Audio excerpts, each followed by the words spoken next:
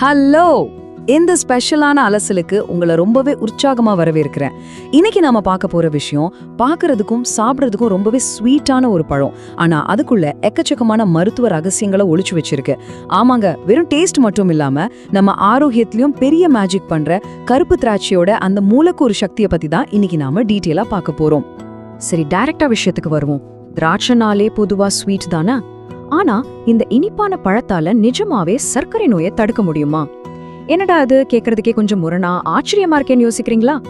இந்த கேள்விக்கான விடையை தேடிதான் நம்மளோட இந்த தேடல் இருக்க போகுது. இத பத்தி நாம ஒரு சூப்பரான ரோட் மேப் போட்டு பாத்திரலாம்.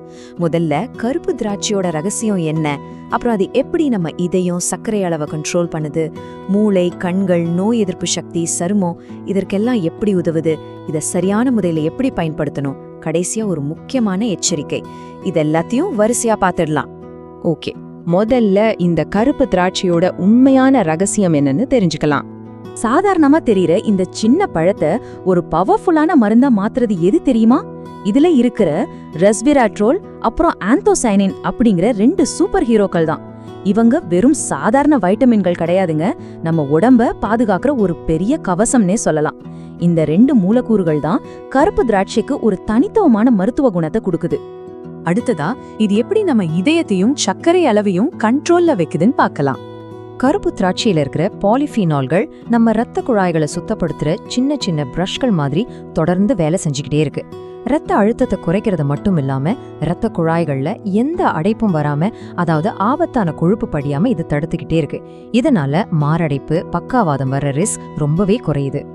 நாம ஆரம்பத்துல ஒரு கேள்வி கேட்டோம்ல, அதுக்கான சயின்டிபிக் ரீசன் இதுதான்.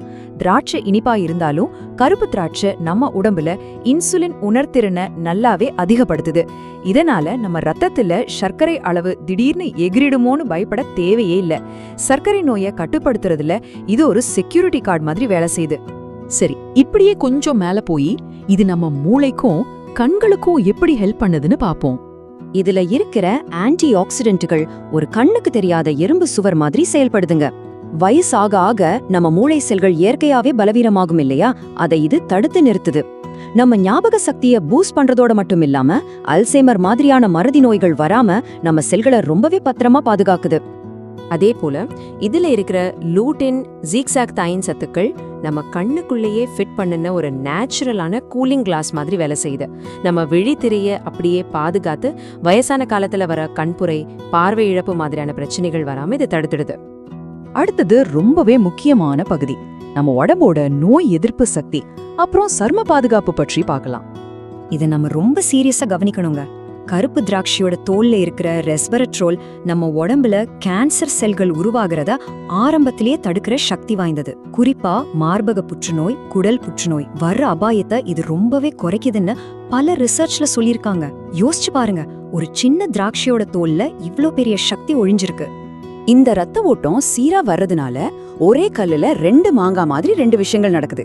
ஒரு பக்கம் இதுல இருக்கிற வைட்டமின் ஈயும் ஆன்டி ஆக்சிடென்ட்களும் நம்ம சருமத்துல சுருக்கங்கள் வராம எப்பவும் இளமையா வச்சுக்க உதவுது.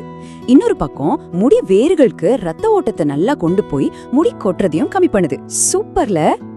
இதெல்லாம் ஒரு பக்கம் இருந்தாலும் நம்ம அன்றாட வாழ்க்கையில தாக்கும் கிருமிகள் கிட்ட இருந்து தப்பிக்க இதுல இருக்கிற வைட்டமின் சி ரொம்பவே ஹெல்ப் பண்ணுது. நம்ம உடம்போட ஒட்டுமொத்த நோய் எதிர்ப்பு சக்தியும் இது ஸ்ட்ராங்கா பில்ட் பண்ணிடுது. இப்போ இவ்ளோ நன்மைகள் இருக்கிற இந்த திராட்சைய நாம எப்படி சரியா பயன்படுத்தணும்னு பார்க்கலாம். இந்த செக்லிஸ்ட நல்லா ஞாபகம் வச்சுக்கோங்க. கடையில வாங்குற திராட்சையில கண்டிப்பா கெமிக்கல்ஸ் இருக்கும். அதனால முதல்ல உப்பு அல்லது வினிகர் கலந்த தண்ணியில போட்டு நல்லா கழுவிடுங்க. 2வது விஷயம், இது ரொம்ப முக்கியம், எந்த காரணத்துக்காகவும் தோலையோ விதையலையோ துப்பிடாதீங்க. அப்படி பண்ணா நீங்க மருந்தே குப்பையில போடுறதுக்கு சமம். விதையோட இருக்கிற திராட்சையை வாங்கி அப்படியே முழுசா மென்னு சாப்பிடறதா முழுமையான பலனை தரும். சரி, ஒரு நாளைக்கு எவ்ளோ சாப்பிடலாம்? தினமும் ஒரு கைப்பிடி அளவு, அவ்ளோதாங்க. இந்த அளவை மட்டும் உங்க மைண்ட்ல ஃபிக்ஸ் பண்ணிக்கோங்க. இந்த சிம்பிளான ரூலை தினமும் ஃபாலோ பண்ணாலே இதோட முழு பலன்களையும் நீங்க அனுபவிக்கலாம். ஆனா இங்க ஒரு முக்கியமான விஷயத்த நாம கவனிக்கணும். யார் இதை தவிர்க்கணும்னு ஒரு எச்சரிக்கை இருக்கு. இந்த குறிப்பை கொஞ்சம் சீரியஸா எடுத்துக்கணும். கருப்பு திராட்சையில பொட்டாசியம் அளவு ரொம்பவே அதிகம். அதனால ஏற்கனவே சிறுநீரக பிரச்சனை இருக்கிறவங்க டாக்டர் அட்வைஸோட அளவாதான் இதை எடுத்துக்கணும். மத்தபடி எந்த பிரச்சனையும் இல்லாதவங்க தாராளமா தினமும் ஒரு கைப்பிடி சாப்பிடலாம். இப்போ சொல்லுங்க, ஒரு கருப்பு திராட்சைக்குள்ள இவ்ளோ பெரிய மருத்துவ ரகசியங்கள் ஒளிஞ்சிருக்குன்னு இப்போ உங்களுக்கு தெளிவா தெரிஞ்சிருக்கும். இதையெல்லாம் தெரிஞ்சுக்கிட்ட பிறகு கண்ட ஸ்நாக்ஸையும் சாப்பிடுறத விட்டுட்டு ஆரோக்கியமான இந்த திராட்சைய நம்ம அன்றாட உணவுல சேர்க்க வேண்டிய நேரம் வந்தாச்சுல்ல? கண்டிப்பா இந்த தகவலை உங்க ஃப்ரெண்ட்ஸ் அண்ட் ஃபேமிலியோட ஷேர் பண்ணுங்க. தொடர்ந்து இது போல நிறைய விஷயங்களை தெரிஞ்சுக்க சப்ஸ்கிரைப் செஞ்சு வச்சுக்கோங்க. நன்றி.